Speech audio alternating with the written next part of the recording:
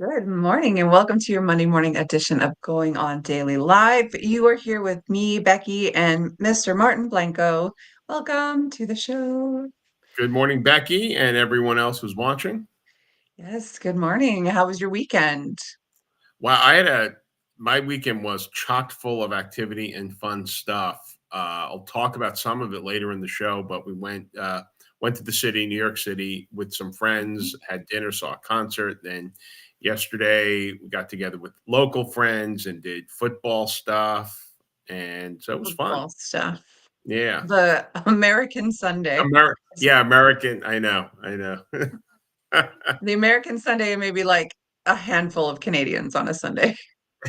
It's tr I get interested in football. I'm not the biggest fan, but I like the playoffs. I like the Super Bowl. So my Hmm. wife got lucky in that she did not become a football widow, and then Hmm. Hmm. come championship time, we all get together and have, good food and hang out with people and then scream For at the sure. TV.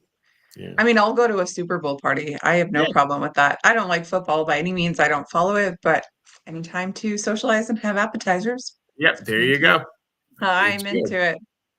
Awesome. Okay, well, before we get started here, I will let everybody know where they can find us. So check us out on YouTube. That's at Rhode Island Broadcasting. You can check us out on Facebook at RI Broadcasting, or just type in Rhode Island Broadcasting into your search bar. And of course, you can support the show there with bits. Twitch, RI_broadcasting, where you can support the show with stars over at Twitch. And of course, head on over to our Patreon. That is RI Broadcasting. Keep the show going, get yourself some merchandise, and help all of us out. So, yes, very interesting show today. It is the fact information, the morning learning session, Okay. and Ron is calling it Radio Gaga. Now, he just Great. messaged and said it's still backwards. I don't know what is backwards because I don't nothing know. looks backwards to me. It No, it looks looks clear and great. yes, to me too, but Mm. Ron has a different Okay. perspective, Ron so has a different perspective. he Yes, he definitely. may know Oh, something we don't Facebook is stars. Oh, I see. Facebook is stars. Twitch is bits. I would know this if I got on Twitch, like I say I will every day. know. Okay, we got it. We got it clear. If you're on Facebook, send us stars. If you're Okay. on Twitch, send us bits. It's the same And thing, but different and everybody technology. send us money, 10s, 20s, can That's right. let's put up an That's address right. now. In this economy, you can absolutely spare some money. Yeah. All right, well, let's dive into it here. I guess I have the first topic. This is a Okay. really sad story, and I won't share my opinion on it simply because of political correctness. Okay? Okay. This is a sad story. So there is a rapper named, well, he goes by Tadaloo. Mhm. He has been sentenced to death. Here's a picture of him. As you can see, he is Mhm. covered in tattoos. I mean, that's not too rare these days, but Yeah. yeah, he's from Iran. So I think when for that culture, it is probably pretty rare to have Mm. someone Mhm. tattooed all over his face. But Iranian pop star Tadaloo, he was sentenced to death by Iranian court just this past week. Initially, he was sentenced to jail for 5 years, which is a huge difference from death. Oh But god, the yeah. like a huge one. Five, maybe we can tolerate, but the prosecutor objected and the singer's punishment was increased, unfortunately. He's According to a newspaper article on January 19th, just a few days ago, the Iranian Supreme Court accepted the prosecutor's objection and then sentenced him to death. So, that all I seems mean, reasonable. That seems reasonable. it Yeah. is reasonable, of Good course. lord. Good Again, lord. That's saving my opinions. It says that this 37-year-old rapper was accused of insulting Muslims prophet Muhammad, and he actually fled to Istanbul after this happened in 2018. However, the Turkish police have sent him back to Iran to deal with it just a year ago. I Okay, no, Is there saving my judgment. any chance of appeal for I mean, it's the Iranian Supreme Court, but and I don't know enough about the legal system there other than I widely speaking don't care for it. But is there any other recourse for him at this point? It just says that the Iranian Supreme Court accepted the prosecutor's objection. It says that he was sentenced to death with an appeal. So Okay. I guess it's possible. Listen, I know they take it very seriously. Hmm. Um, Blasphemy is huge. And I mean, not saying that I would want other religions to be like that, but I mean, certainly other religions are like, okay, you made fun of my God. It is what it is. You're entitled to your opinion, but they take it very seriously there. It says that previously this guy, Tadaloo, was sentenced to 10 years in jail for promoting sexual jobs. So it's probably prostitution of some sort, publishing obscene content, disseminating propaganda against the Islamic Republic. Uh, Mm-hmm. yeah, he raps. He's a mix of R&B and pop and rap. He's kind of yeah. I mean, he's probably very on trend for what is here in North Right. Right. America right now, to be honest. And if I'm thinking about it, promoting prostitution and obscenities and propaganda is sort of what the music industry is known for here. you Right. know, That's almost a staple, right? In yeah. certain genres, yeah, that's a given. Yeah. Like if you're listening to, I don't know, let's say rap music, you know what you're getting into, I think, here in North America.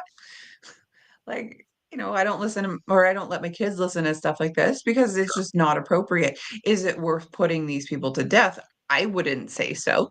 No, no. Well, that's I, that's the advantage, right, of living in societies that yes, that yes, have the liberty of speech. We don't have to like it. We can yes. criticize it. We can, but Ron posted something interesting. He just said he's an activist against their government, Mhm. and that's the biggest no-no in Iran. And it sounds like Mhm. that's the underlying thread here. It's like, okay, we got you. You're making waves. Yeah, it's more like setting a precedent, although it's not like this is the first time by any Mm, means. Actually, I was reading about um, another Iranian musician sentenced to death, and I didn't save the article because I was looking for this one more specifically. But let's see if I can find it here really mm, quickly. The interesting thing about this Tadaloo guy is that it says that politicians were actually enticed by him, formerly because he kind of had the voice of the liberal youth, right? mm, And mhm, so the conservative politicians were using him to get to that. But yeah, everything that's coming up today is just about Tadaloo when I Google it. Yeah, when I Googled it before, it was saying that there was another singer who was sentenced to death, and he was actually the sentence was changed, and he mm, was no longer. So I didn't read into that, like I said, because it wasn't the article that I was looking yeah, for, but yeah, unfortunately. So it says in 2017, Tadalou held a televised meeting with the ultra conservative Iranian president at the time. mm, Um, I'm sure it probably was, fairly insulting. It doesn't mhm, go into it, but they said it was a weird interview. So whatever that is, you know what? To me, all I will say, opinion wise, is that I think freedom of speech needs to exist in all places, mhm. all countries. Yeah, it's not right to insult your God. However, they're entitled to their opinion. That's my personal opinion. Sure. Oh, I would agree with all of that. And cautionary tale, we don't live in societies that do that. There is that freedom of expression, and I want to keep Hmm. doing that. I think we need to be mindful of that and protect it, not take it for Hmm. granted, not take it for. Hmm. But we'll see what happens. I'd be curious to see how this. It's not over yet. Clearly, there's going to be No. more, and lots of people are going to look to make some hay out of this. But let's hope. Right. Look, it sounds like we are of the mind that human life, is there's sacredness to that, and Hmm. let's respect that, and then we'll work out everything else Hmm. afterwards. But if we accept that, and it seems to me the religions, the Islamic religion, most other religions, that's a tenet of that, Mhm. this. So, but we'll see. Mhm. I'm not an expert in Islam. I don't practice it, Mhm. but it does seem to me we can respect life and then met out punishment with that in mind. Mhm. We'll, we'll see. Yeah. It is further in this article saying that Iran obviously practices capital punishment, for Mm, major crimes like assault, murder, molestation, drug trafficking, mhm, where like here, so, well, I mean, certainly in Canada, there's no such thing as capital punishment these days. Hasn't been for a long time. mhm, Assault, molestation. I mean, a lot of the criminals here away for like 7 years and then they're done, mm, and then they're out because our system is so strange. mm. A little more aggressive in the States for sure, depending on Yeah. what state you're in, I would say. But certainly not capital punishment for assault or trafficking. Mhm, But yeah, it's very interesting. It says that Iran executes more people yearly than other nations, except for China, mm. because they have no concrete figures to present. Okay. Okay. So yeah, Well, very interesting. yeah, Very, very interesting. absolutely. Where did you find Mm-hmm. that story? Where did that catch your eye? MSN. Not that I really listen or watch MSN or look at it up, but it had popped up on something that Mhm. I was watching, and then I was like, dang, we're keeping that one. And I've been holding on to Yeah. this one for the whole week, but unfortunately I haven't been here for a few days. Okay. Yeah. Keep us Anyways, updated. I hope it goes well for this guy. For me, like I am a big fan of speaking out. I'm fairly rebellious myself. Like if someone tells me to do something, I'm going to do the opposite. So to me, like I sympathize with this guy. But I don't think anyone deserves to die. But Yeah. what do I know? Well, it's permanence because I mean that's just it. If Right. someone's committed a heinous crime, the imprisonment, maybe permanent imprisonment. But when we give the state the power to execute, there's no going back, and it Mhm. gives the situation is rife for abuse. Innocent Right. people will die, and that's terrible. And to have that to give when the state has that power, that sort Mhm. of rests on all of us, then, doesn't it? If we want Yeah. to keep our own spirituality or conscious clean, Mhm. we're now party to that. I don't like it. Mm. Perhaps I thought of one or two exceptions in my lifetime, but it's if someone's in prison for life, okay, they're gonna die eventually. So, Mhm. Yeah, but we'll see. exactly. We'll see. Mhm. I know. I know. So Well, controversial. So controversial. And unfortunately, when it's a different country, a different religion, different culture, yes, our opinions mean nothing, nothing, nothing. really, But at all.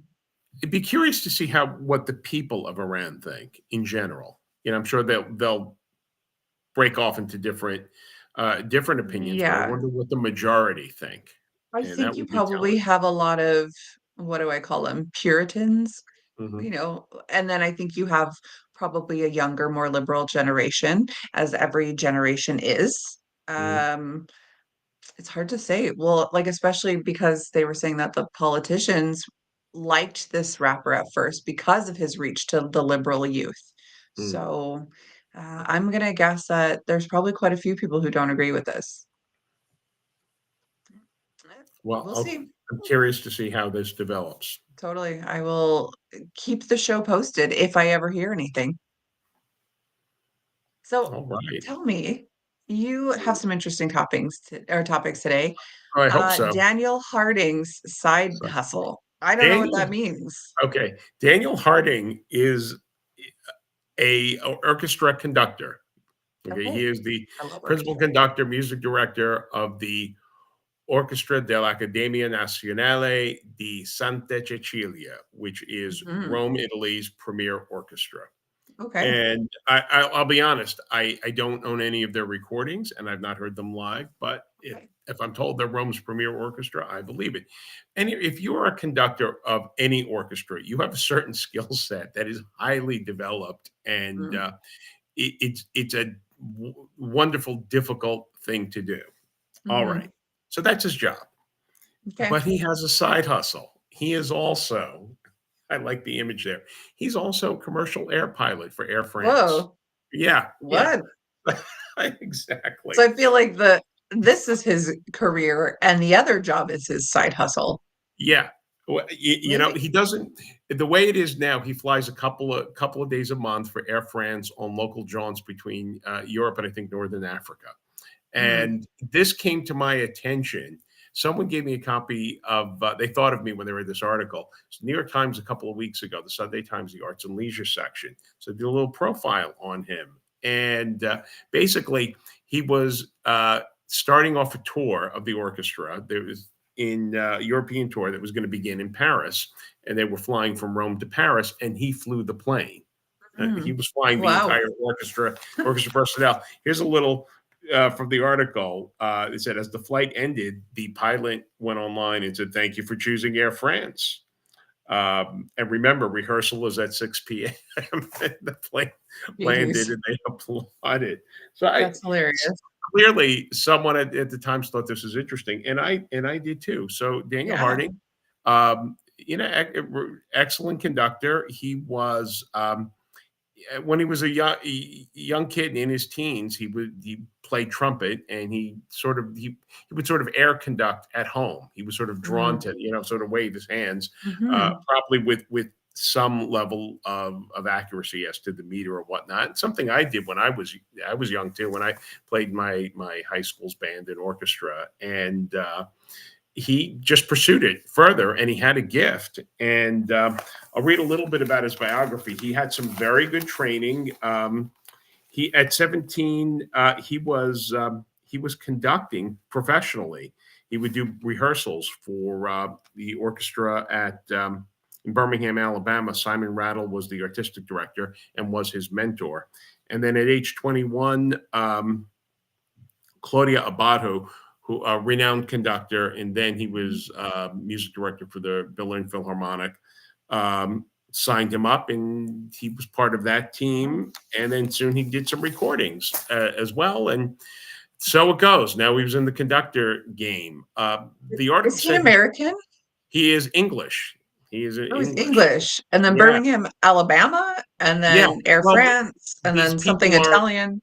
it's an international racket, and you look for jobs where you can find them. And um, the, he was following great people and the orchestras they were with. Mhm, His career as a conductor, the article says in his 30s, it was floundering. He had trouble getting a full time job he was looking for in the United States. He didn't find mhm. it. Maybe got a couple of bad reviews, but he was still working. But when Right? he turned 40, he said, "What else do I want to do in addition to this?" And he always liked flying, and What so he else do I went wanna to do? flight. So he went to flight school, and he trained, and he set up stuff at home so he could practice at home. But he did whatever the course of the program Wild. was, and eventually Air France gave him a job. And I guess Air France is known for hiring pilots who do other interesting things. I think they Oh, have Olympic interesting. athletes who are part of their Whoa. pilots as well. And so it's kind of a novelty. Now, look, he had to be certified. They're just not handing this out. He had to pass his exams. He Of had to be course. certified, and he flies, couple days a month when he in between conducting gigs. So Mm, I thought that was very, very interesting. And it now is. I want to hear that orchestra, and I'm going to be looking for his recordings. And can I turn this into an Air France flight? I want Daniel Harding. I'm probably not going to be flying from Western Europe to Africa, so I don't know if I'll ever be a passenger of his, but I'd love to be an audience member. But that's you know overachievers, right? You love them, you hate them, but Mhm, to do to work in two, let's say, challenging, demanding industries and enjoy success in both of them mhm. simultaneously. That's Right. great. It reminds me, and I tip this off to Ron, it reminds me of the former Yankees great center fielder Bernie Williams, who had Mm, an outstanding career as a baseball player. Concurrently, he had an outstanding career as a jazz musician. And it's like, damn wow. you, Bernie Williams. It's not easy to get work in professional Major Yes. League Baseball and music and be successful at both at the highest levels, both. So, Daniel Harding, tip our hat off to him. Interesting life. Who was that one baseball player who was also an NFL player at the same time? Do you remember? Was that Oh, did Barry Bonds? No. Daryl no. Strawberry? I No. don't know. Maybe Ron knows. I don't know. I It, remember it it when I sort of was sounds growing up. familiar. I think, yeah, some played in both, like in seasonally, but then settled on one. Maybe Dave Yes. Winfield. I don't know. I'm just guessing. Ah, Deion Sanders, maybe? Yeah, Deion Sanders okay, sounds about right. I mean, okay, yeah, you're right. How do you get all the talent? Well, some of us are still looking for ours. exactly. For just one. I just have one career. Like that's it. Just something I Damn, really love and I'm really damn good you, at. overachievers! Yeah, Damn you! right. But Stealing all the talent. Well, that's amazing. Daniel but Harding, you sound like yeah, an absolute darling. yeah. Look, talent, yes. Hard work too. They go hand in hand. He Yes. he Yes. developed his abilities, and Hmm. good for him. So that's a nice Yeah, good story. for him. That's cool. I like that. I was not Yeah. expecting that. I never would have guessed he was an airline Neither, pilot when he me, said me neither. conductor. Me neither. No, didn't see it Ron coming. had commented before he figured he'd be the flagger, so I probably will disappear. But this, he's used to that conducting Right. out Yeah. there. Just give him some glow sticks Yes. Yeah. And he and just the same thing. keep the beat. Keep it. Yeah, keep the beat. Oh, I love it. So That's one cool. Italian conductor was funny. Oh, he was being entertaining. He said, "Conducting is easy. It just goes uh, floor, window, window, ceiling, floor, window, window, ceiling." That's all. I love it. That is Is a that all gross it is? Is that all it takes? oversimplification. Oversimplification. No, it's not. But it's fun. I It's know. fun. Yeah. That's awesome. That's how you can start. Floor, Yeah, window, window, ceiling, floor. So, that's all hilarious. right. Nice, happy Awesome. Well, story. yeah, No one's happy being story. executed. No one's being No one's being executed. executed. Okay, this is a weird story. It's not happy, it's not creepy. Well, maybe it is creepy. It's just weird. Okay. So I came I like across this weird. recently, something called UVB-76. So it's a Hmm. Russian radio station. It's Oh. rumored to have been run or currently being run by the Russian military. Uh, but it broadcasts mysterious messages, and no one really actually knows who it belongs to. They can't quite pinpoint who it belongs to. And it's not really like a radio station in a traditional sense. It's not Hmm. playing music per Yeah. se. It's not broadcasting, news, anything like that. What it is known for is its constant buzzing and the Hmm. occasional cryptic message sent out. Hmm. Now, the thing about this is that it's been active since the mid 70s. So this is 50 years in the making here. Yeah. Uh, it's believed to be a numbers station Hmm. operated by the military. Now, I didn't know what a number station was, but if I click on it, it says it's a shortwave radio station characterized by broadcasts of formatted numbers, which are believed to be addressed to intelligence officers in foreign countries. Hmm. Okay, so it's like code is maybe what Hmm. it's used Hmm. for. So it's obviously sparked all kinds of theories because people are Sure. like, is it military? Is it alien? Is it, I don't know, just someone creeping? Who knows? But It's well, probably I don't like the know. most blasé thing. Someone creeping and right, but who knows? All Yeah, right. right. Tell me It's like more. you've got nothing better to do for 50 years than just to Yeah. post buzzing. It's just his white noise machine. Guy just naps all the time, but it's playing. But, like people are saying it's a doomsday station capable of triggering nuclear launches, obviously secret messages, like we said. So there's really it's unclear what it is Yeah. and what it Yeah. does. So, it's also called the buzzer, as Ron has put here. Okay. Like I said, it constantly sends out this buzzing sound. But the odd time it does send out words, and sometimes the cryptic messages have a couple years in between them. On December 11th that just passed, Hmm. there was 24 messages in Oh, one day. In one day. interesting. Yes. What And quite what's often going they on are there?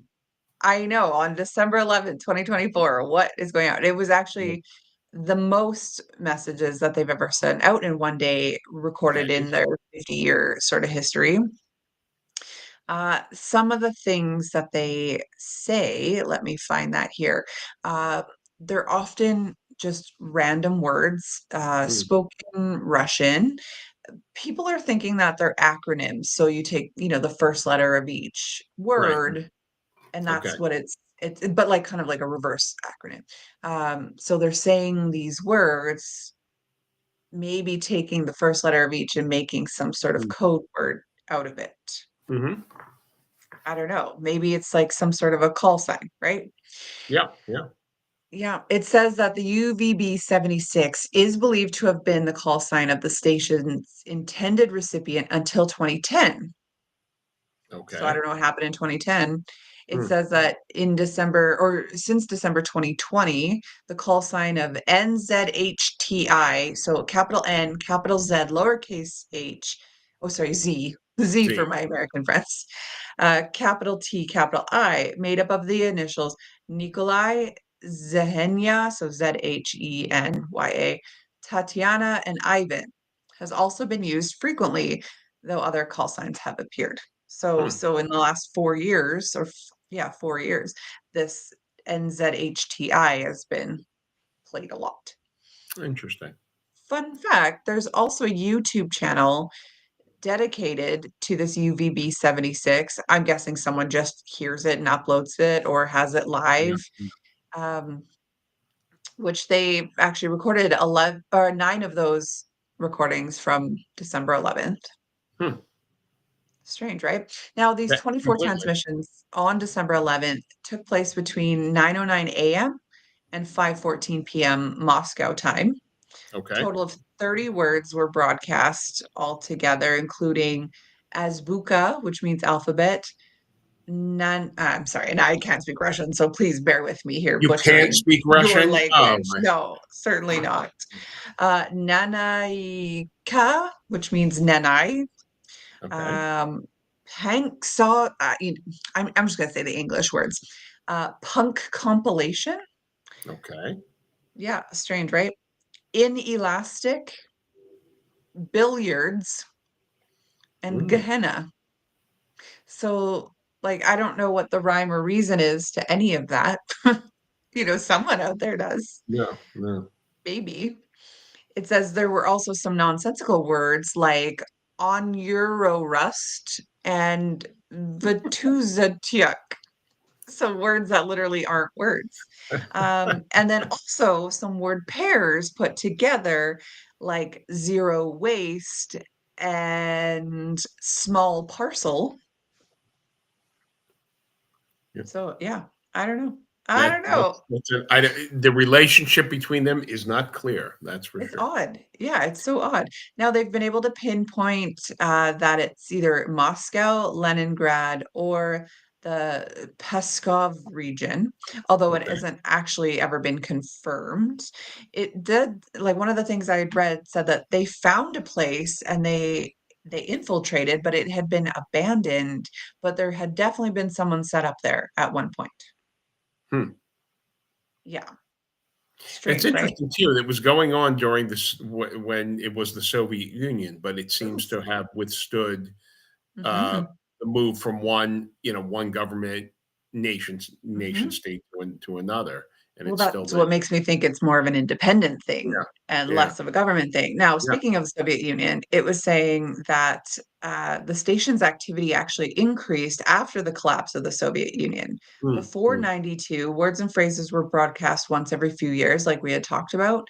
mhm, But amateur radio enthusiasts noted a rise in the frequency of the voice transmissions in all the years following. And then by the mm, 2000s, the station was sending messages weekly, sometimes even daily. mm. Then June 5th, 2010, it fell completely silent for 24 hours before resuming broadcasts again. Uh, it's transmitting, these weird words, some shuffling footsteps, Yeah. sounds that are unrecognizable. Oh, you'll like this one. Fragments of Swan Lake. That's fair. Okay. Always got to have Okay. some Tchaikovsky. It's the Russian I way. love, Right. yes. This one is particularly creepy though. On one occasion, it was just a woman screaming. Oh, jeez. So Ron says we're blending in the background so much. I don't know why. Every day is a new day around here. Right, right. I I think think it it has depends what something I'm to do with wearing. that station. The buzzer's interfering with our Yeah, right. It transmission. doesn't want it. It's like, don't talk about us. Show your It does closet instead. exactly, exactly. You know, Ah, yeah. this story sounds familiar. I can't say I've heard Hmm. exactly this before, but I've heard Hmm. something like this on a podcast that I talked about called Okay. Skeptoid, that there was Oh, some sort yes. of radio station signal, and Hmm. it did a deep dive in what it was. Now, I probably heard that story more than 5 years ago. So I don't remember anything Mm-hmm. specific other than my brain's, jingling. So I'm gonna go look at some of the archives and see if this is the station they're talking about. But if it's another one, it'd be interesting to see what exactly they determined that signal and broadcast were all about. But it was something like this, like either this broadcast of just numbers, pulses, the odd word here or there. Uh, Scream. And of yeah, course, I Swan Lake. describe. And I don't recall the Swan Lake. Maybe Mm. maybe Maybe God, this was more maybe recent than that. yeah, yeah. Well, they have good So, taste, but I yeah, they don't have know. good, well, maybe not the screaming, but yeah, Right, everything else, maybe. in music, yeah. So if I go further on in this article, it gets kind of interesting here where it's saying that the UVB-76 was quite active in the lead up to Russia's February 24th of 2022 invasion of Ukraine. Interesting. So that's why people are thinking, well, this has to be Russian military. And then there was also one going back further, December 24th, 2017. The station broadcast rap music and shouts of glory to Ukraine, but they Hmm, figured that that was maybe hijacked at one point. huh. I know. It's Rap all, music. I wonder if our yeah. friend from Iran was involved. Tattaloo. That's Yeah, right. Maybe, maybe. But would Russia be on his side or not on his side? hard to I'm not say, sure. hard to Yeah, say. hard to say. Yeah, it says that the someone reported that it broadcast messages throughout January and February of 2022 prior to the Ukrainian Yeah, invasion, with a particularly large number of codes sent in just days, really, before a yeah, full-scale war yeah. happened. On February 22nd, so 2 days prior, the words unstoppable were transmitted. Then Hmm, on February 23rd, the day before, included tea house. Okay. And then on the day of the actual invasion, the station transmitted no messages whatsoever. interesting. So it's bizarre. It's a bizarre story. I thought it was so interesting when I heard it because I thought, like, what the heck could it be? Mhm. Like, Yeah. I'm gonna go with it's someone messing with us. If I had to Probably put not. money on it, I would bet with that. Someone's Yeah, horsing around. What for makes it 50 no less years. interesting, it makes it particularly because of the longevity of it and the Yeah. eclectic kind of things that are broadcast. It makes it more intriguing. So eclectic. I mean, Yeah. I suppose if they are using code words or whatever, and it is for intelligence around the world. And they would hear, oh, tea house. Okay, I know what that means. It's like a signal to go. Yeah. I suppose that makes probably the most sense. But I mean, with people saying that it's a doomsday station with the capability of releasing nukes, I mean, that's pretty creepy. That is creepy. And yeah, if that is the case, then I don't think it is. But all right, Yeah. lucky us, they haven't released them yet. But you would think there would have been ample time Well, to do that if you that's would what it think, was intended to do. But the right? other thing with the military is, so on the day of or leading up to the attacks, Hmm. that it's signaling something makes sense. But then the war's been going on for how long, and there's been all sorts of Almost offensives, 3 years now. and if they can't correlate, other offensives, just the start of it, that seems Mhm. odd too. But again, piques my curiosity, makes me just want to know. I want to know more. I didn't notice when that article was written prior to Hmm. me just closing it. It may have been just from 2022, and then so they haven't broadcast anything from the last 2 years on it. I don't know. Okay. I guess I should have looked that up. Let's see, did I close it for sure? Yeah, I did. So, oh well, I guess we'll never know. No, well, I'd be curious to see the follow-up, but Yeah. I'm gonna nose around that one too. Yeah. And if UVB 76. okay, if it's a doomsday warning, I'll let you guys know. I'll be Yeah, thank like, you. Much get your affair appreciated. get your affairs in order. Yeah, That's right. I'm gonna just move up to the far north, the Arctic here. I think I'll be safe smart, there. smart. Oh god. Cold, but safe. All right. All right. What are you reading? You're such a well-read man, and I'm very curious. I like to read, and I still like to hold the book in my hand too. That's it. Yes, And I that's hate online indicative of reading. my age, but and I even like books with illustrations too. How about that? Yeah, But of course. well, last time I did the segment, I was with Ron, and I told him I was about to start the memoirs of actor Al Pacino. And here's Oh, the yeah. book titled Yes. "Sunny Boy." Can we see it? It's a Oh, nice wow, picture, he's so right? young. Yeah, great. Yeah, yeah. And so I finished it, and I've got my summary here. And straight off, it's a very interesting read if you are an Al Pacino enthusiast Mhm, or a film enthusiast. mhm, You'll definitely like it. It tells a lot of stories of his life from childhood up to the current day, and it was an interesting and very more often than not, sad life. mm, So I'll start off by saying he wrote this. Good on him. I didn't find it particularly well written, but I don't mean that even as a criticism. It's just the style of it. mm, And it's almost as if rather than I'm reading something, it's almost as if I'm having a conversation with someone. It has that mm, characteristic, and I think more people would find that engaging rather than off-putting. mm. But it is Like, noticeable. Um, humanizes it a little bit, yeah, right? yeah, and it loses focus sometimes when he talks about his life, his childhood, and his life in theater and film. It is focused and very, very specific, and it sort of follows a path. When he talks about his relationships, it he wanders in and out. All of a Mm, sudden, he's involved with someone, and then they're not, and then someone else comes in, and you never get a sense of. You don't get the details of how these other aspects of his life unfolded. You don't get these details with interesting. the important, significant others in his life, which at Right. times was frustrating. But clearly, he did not want to share all of them. He was That's candid fair. in some Yeah. areas, but in others, he wasn't. And you just wanted to know that because you wanted to see the through line and how that sort of balanced out with his professional life and you couldn't follow that. But even so, a very satisfying read. And Mm. it made me think of a lot of things. He was born in 1940, the same year as my mom was. He What, was born in really? the, yeah, he was born in the Wow. Bronx borough of New York and lived there, as Mhm, did my mom. And he lived in the South Bronx. She was, as the crow flies, maybe grew up a couple miles away from him, probably no more oh, than wow. five, probably a lot less. And yet their life experiences were very different. She was in an Italian American family, as was Mhm, he.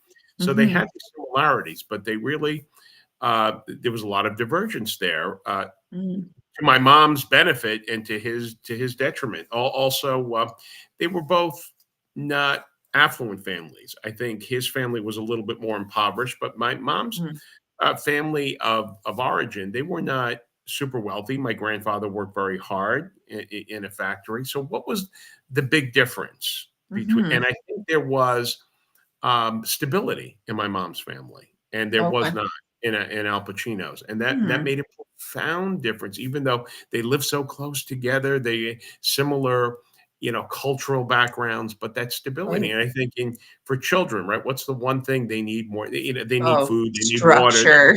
they need the structure and the stability and that security. Yes. He did not have that. His dad left them. He knew he had occasions where he saw his dad in his childhood, but did not have a Mm, relationship with him.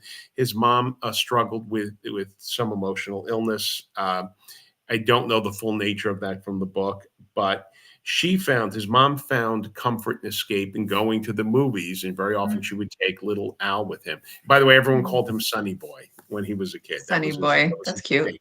So he grew up watching movies and loving them, and he would sort of come home and then sort of act out Yeah. bits and scenes that he remembered. And so he was put on that path. And he talks about his friends growing up from the neighborhood. All of them came to early deaths, and Hmm. many of them, if not all of them, were involved in crime and drugs. And he did not go that Oh. way because of his studies in theater. And one of his friends, actually, Al and one of his friends went to the High School of the Performing Arts. They thought they had some abilities and they had support to get there. But this other friend of his did not survive. So he had this education, and then he started working in theater, and it was tough to make a living, as it still is in that industry. And he was a drinker, and he would medicate himself with alcohol. And and he talks candidly about his addiction, and then eventually, later in his life, he was able to break himself of that, and he remains sober today. But Wow. it was a tough struggle, and yet he had some success in his early 20s, off Broadway and on Broadway. Did a lot of avant-garde work, very contemporary work, experimental work. His training was good and solid, and he talks about his contemporaries. I will mention one. He was very good friends with Martin Sheen, and in the Hmm. I guess, late 60s, early 70s, of the people of that generation, Martin Sheen was the one they all looked Mm. up to, who was enjoying success, regular work, accolades. And at one point in his life, Martin Sheen was really he took care of Al Pacino, and he asked him. He said, we need an understudy for this play I'm doing, and I want it to be you." And I told the producers, "It's got to be you. It's got to be you. It pays X amount of dollars per week. Mhm. Would you do it?" And Al wasn't too keen on the idea, but he did it. He goes, "All right, as a favor to Martin, I'll do it." Never bothered learning the lines or anything. And then he was called to go on one night. Martin Sheen was sick, and he didn't know anything, didn't know his lines, and was not prepared. And they fired him from the understudy role. Then, Oh. as the story turns out, he found out later, the producers never really wanted him, and they didn't even want an understudy. And in some on Broadway, you will always have understudies, but not necessarily off Broadway, off Broadway. But Martin Sheen wanted Al to have a job, and was Mhm. his salary as understudy was coming from Martin Sheen's pay. He had arranged Wow. it, "Take it from my pay." What a That's what good he guy. found. Yes, and Al found out about that afterwards and felt terrible, but Hmm. it speaks to the character of Martin Sheen, certainly. Mhm. And it talks about, the my understanding is he was much beloved by his peers for reasons like that. And Yeah. fortunately for Generous. him, yes, and he would go on to have a storied career as well. But Of he was course. looked upon for so many reasons as the guy of his era. All right, so Al is enjoying some critical success and won awards, Tony Awards, Obie Awards for his theater work, but he's still not making a living, and he's still struggling. Everything changes with a little film. You may have heard of it, made some noise in the 70s, called The Godfather. And Maybe once or long, twice. long story short, one of my favorite movies, by the way, but it is so unlikely that The Godfather ever got made, let alone to become one of the greatest movies of all times, and a film Literally. that changed, the film industry, and Mhm. all of that was so unlikely. And had that not happened, and it catapulted Al Pacino into movie stardom, if you will. He became a Yes. celebrity. Had that not happened, I don't know, from reading this biography, even though he had success, I don't know if it would have been a Mhm. successful life or the career he wanted. If he could have been one of many actors who enjoyed some success and just faded away. Right. But that film changed things for everybody, including Francis Yeah. Ford Coppola, Mario Puzo, James Caan, Robert Duvall. They had careers going already. They may have enjoyed that, but for Al Pacino, catapulted into celebrity. And I mentioned that. Well, obviously, it's very important, but he was not a good celebrity, and I think you would appreciate this. Hmm. Interesting. He didn't know how to deal with it, and this comes up again and again. Mm. Because with this celebrity, well, it came money and it came work opportunities, and the next 5 or 6 films he did in the 70s, each one of them a classic, including Godfather Part 2, but Dog Day Afternoon, Mhm. Serpo. So in the 70s, it was extraordinary. And then look, the man continued to work in each decade to Yes. mixed success, mixed reviews, and all that other stuff. But so what's my point here? I think uh, there's a quote from a colleague of his that explains it best. In spite of his success in film, he wanted to go back to theater, and he did. And he liked doing experimental avant-garde theater, wanted to do experimental and avant-garde films, and his fame did not permit him to do it. So, Right. in other Yeah. words, when he would go and do it, it came at a price. Critics and fans would be like, "Al Pacino, what the hell are you doing? Why are you doing? Why are Literally. you Yes. doing this?" And so it's interesting. So I'm going to read just a paragraph from Elaine May. Elaine May was a famous actor, director, Okay. comedian, even, and she was paired with very famous film director Mike Nichols. They had a comedy duo together, and they both went off to have great careers in theater and film. But Al was friends with her, and she talks about this film he did. It was a project it was very important to him, a film called The Local Stigmatic. Um, let's just say it was an avant-garde film, did not have a Okay. major release. And Right. Elaine May says, or Al says, quote, I ran the film once for Elaine May, the great actress and filmmaker, who told me, quote, I liked it very much, but don't you ever show this to the public. You don't know your fame. You don't understand it, and you don't understand how it registers. You must recognize it, end quote. And Al says, and she was right. You're too well known for this sort of thing. You have to be careful because you're going to startle people. Don't put this in a theater. And he goes on to say, I've come to realize that when I do my own things, nobody goes. Those avant garde influences that I was brought up with never left my brain. When I'm left on my own, that's just what seems to come out. It's a drawback. People come in with expectations and then they leave angry. So Wow. that was a part of his film career. And other high points, he lost fortunes. Unscrupulous money managers took everything. He got them back, by doing more movies. Um, and now he'll be 75 at some point this year, same age as my Wow. mom. He has children, some of them with the actress Beverly D'Angelo, but I think he recently Right. became a father, and I don't know who the mom. Recently became a father. Pardon Yeah, me. I know. Lord. He's one of those. He's fathering. But it's been a storied career. I think an important career in film. Mhm. His best work is phenomenal, and he has so much of it. He has so much of it. Talks about his close friends. Obviously, he was friends with Robert De Niro, the late John Cazale, and so many other interesting figures. Some we know, some we don't know. If you like Al Pacino and his work, or you're curious about his life, it is an interesting life, and he is candid in so many areas.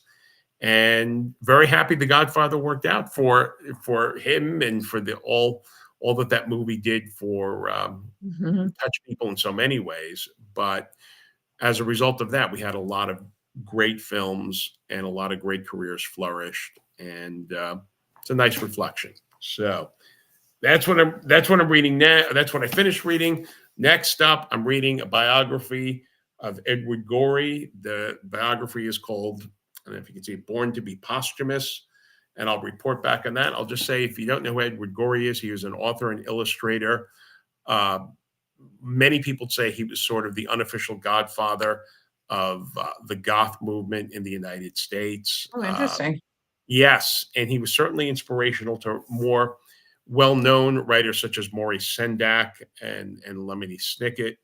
Mm. Uh, he worked as a writer, an illustrator, editor, scene designer, and his also, if people watched the PBS series called Mystery that was on the air for decades, maybe still is. His illustrations were they were the opening credits for it, and these black and white illustrations of Victorian and Edwardian people acting out little scenarios from murder mysteries. So if you don't know the name, you've probably seen his work someplace or another, and he's Right. a very interesting man. So to be continued. Yes, I'm excited. How long does it take you to get through a book, roughly? It depends on the book. Al Pacino book, I flew through a couple days. Okay. The Gory book, it's It looks densely. thick. Yes, they're both thick, but it's densely written, and I don't mean that in a bad Hmm. way. I mean, I'm constantly looking up words in that book. I've never heard this word before. Wow. I have heard this word, but I really don't know what it means. Let me go look it up. I think it's gonna be a slower read, but I hope to have it done within a month. We'll Hmm. see. Cool. We'll see. All right. Well, we have about 5-ish minutes left. I'm going to skip my oyster. Well, you and Okay. I always get chatting, and that's okay. I'm going to skip the oysters, and I'm going to go back to you where about the New York Philharmonic. Oh God, that's very kind of you. I'm happy to skip mine too, if you No, it's like. okay. All right. It's all good. All right. I went to see my wife and I have a subscription to the New York Philharmonic, and we Of got course. that's a great picture of the great Yu Gorgeous. Wang. We got 4 tickets so that we could go with friends. And when you get a Cool. subscription, it's actually not that expensive, relatively speaking. Yu Wang, concert pianist extraordinaire. My wife and I have been fans of hers for about a decade or so. She came onto my radar on a chance YouTube uh, hit. I wanted to listen to Prokofiev's third piano concerto. Her performance in 2009 with the Luzerne Summer Festival Orchestra came up. Not only is it a great piece of music, everyone should go listen to Prokofiev's third piano concerto. Treat yourself.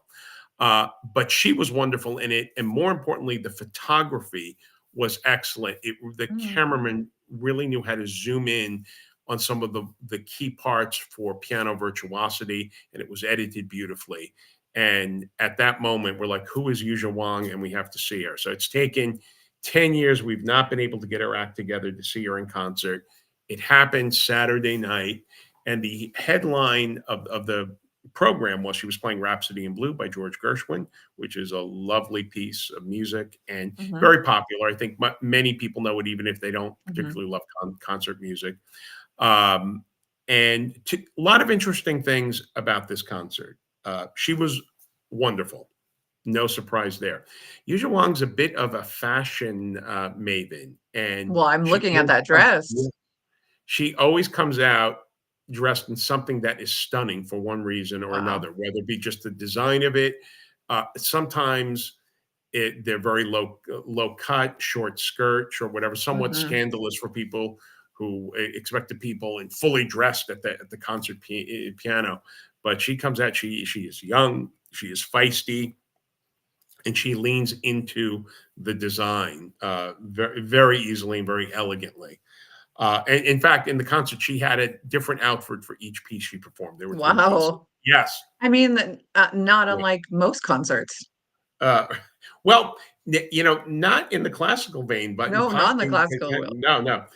I mean, that's a rare thing. And okay, so a couple of other things of interest at this concert. She also conducted while she was performing. Oh. Now, this is something that was done up until the Romantic era in classic music when the orchestra size expanded. But the solo pianist or whoever was at the piano or the pianoforte or harpsichord was also conducting. Mm-hmm. And so I knew this is a thing, but I've not seen it live before. And I wasn't expecting it till I got there. So that was interesting too. And she did a wonderful job. And the other thing was she had a wardrobe malfunction for the Oh. Rhapsody in Blue piece. She was wearing this shimmering green gown, and I mentioned this because we can laugh at it, but she is performing the solo piano. She is Mm-hmm. conducting the ensemble, and from time to time, you'd see her grab her back in an unusual way, Mm. clasping at the dress. So whenever she had a little downtime, and we're talking about seconds, she would try and make Yes. an adjustment. And Oh then at no. the end of the piece, and by the way, nothing untoward happened ultimately. Like she was not embarrassed by Mm-hmm. something really, but clearly she was distracted by something. And when she took her bow and left the stage, she was really grabbing the dress and holding it in place. And when she came out for her encore, she had changed into a different outfit again. So Wow. I mention this to say her virtuosity and stage presence is so highly developed and so intense that she was performing and conducting while dealing with something that was distracting her in the dress that she made. And it took nothing discernible away from the performance at all. She may or may not have been annoyed by it or concerned by it, but it did not interfere with the audience enjoyment one bit. And tip my hat off to that, as if it wasn't enough that she was performing and conducting, but she Yeah. dealt with that too. The other takeaway was the second piece she performed I had not heard before. It was by a composer named Leos Janicek, and it was let me see if I get the name right. Piano Concerto for the Left Hand and Chamber Ensemble. Oh, for And the left hand. Okay. for the left hand only. And there's a Yeah, little not the right history hand. behind that. No, or not both hands, just the left. And there in the 1920s, there was a wave of music being composed for the left hand. And while I was familiar with that, I didn't know why. In the program notes, they explained that after World War One, a Mhm, lot of people were, well, people died, people were injured, but there was for pianists who lost an arm, and more often than not, it was the right arm in combat. Okay, music was composed for them to perform, and techniques were developed to mhm, just use the left hand. And so this is not the only one. Many composers wrote one, and there's a famous one by Maurice Ravel. That's the one I was familiar with. mm, Leos Janicek's music is beautiful. I'm not the biggest expert on it at all, but I just know whenever I hear it, I always like it. mm. It was Capriccia for piano, for the left hand and chamber ensemble. That's what it was. Beautiful piece of music. In one movement, I was hearing echoes of some of the Star Wars leitmotifs, which made me think that John Williams was quite possibly familiar with this. Just beautiful, at times haunting melodies. And if you closed your eyes, you would not think that there was someone playing with just one hand. It sounded like there were four hands on that piano, not one. And she performed that beautifully and conducted the ensemble while she was Amazing. performing. So I was expecting, you know, a great performance and much enjoyment from Rhapsody in Blue, but this was the surprise of the night. And so my wife and I had a wonderful time. Our friends had a wonderful time. Good. And Yuja Wang was fantastic. If even if you're not a great enthusiast of classical music, check her out. She will blow you away with her virtuosity. Even some Now, people who are, yeah, I was just gonna say, how do you spell her name for people who want to look her oh yeah, up? Yuja, Yuja Mhm. Wang, Oh, it's Wang. like the most phonetic Yes, name. I it's would not spelled have just guessed as that. it says. Yeah. Okay. Again, I love Prokofiev's Third Piano Concerto. If her recording of it is great. Just watch that. And if you can't watch all of it, just watch the third movement. It's 7 Mhm. minutes. And if you Okay. can't even watch that, watch the last 3 minutes of that. It will blow your mind out. I used to, when I was teaching, I would at the end of the year show it to students and say, just write about this. Just write about your feelings to it because it is What joyful music. performance was it? Sergei Prokofiev's Third Piano Concerto. Third And piano concerto. the Okay. third and the preferred video YouTube recording, because she has a couple out, is with Mhm. the Luzerne Festival Orchestra Mm. 2009. Okay, good to know, and she would have Audio been young in 2009, She was in her early 22 20s. years Yeah, old. yeah, yeah. It's crazy. Wow. Yeah, yeah. It's And so interesting how again, how some people get all the talent. no, yeah, well, she was definitely a prodigy, but again, she Yeah. definitely developed it. And Yes, hard, it hard work, I'm yeah, sure. but just watch her. You will be amazed, uplifted, life changing. And I know that sounds Mhm. hyperbolic, but I'm very serious when I say this. You won't regret it. Amazing. Whoever's listening. Yeah, Yes. Well, I'm excited. I love, classical music. I love orchestra, so I'm very excited to check it out. great, Well, great. that puts us to, well, just a little bit after 11 your time, 9 my time. Check us out tomorrow. It's going to be Mr. Ira and Mr. Kenny here Woo! together. Have Nice, they done a show together yet? Oh, and Hugo's here. Hi, Hugo. Nice to see your lovely face for a brief moment. Wednesday, you know what? I'm not even sure who's back on Wednesday, but I am back on Thursday with someone. Kenny, Someone. maybe. Kenny, I think. When are Yeah. you back? Are you back on Wednesday? I don't, I'll probably be back next Monday, but Wednesday I'm in the recording studio for my podcast, so I Oh, can't. fun. Awesome. Yeah, yeah. Well, Maybe it's everyone Yuja go. Wong. Maybe Yuja Wong will be here Wednesday. Wouldn't that be Oh, something? yes, maybe. Maybe it'll just be an hour of her playing. Oh, I guess it's Ron and Kenny on Wednesday. So that means Excellent. it's either Okay. me and Ira or me and Ron. Okay, me and Ron on Thursday. So check us Nice. out on one of those days. And thank you for being here. Take care, Becky. Bye, everyone. Bye, everyone.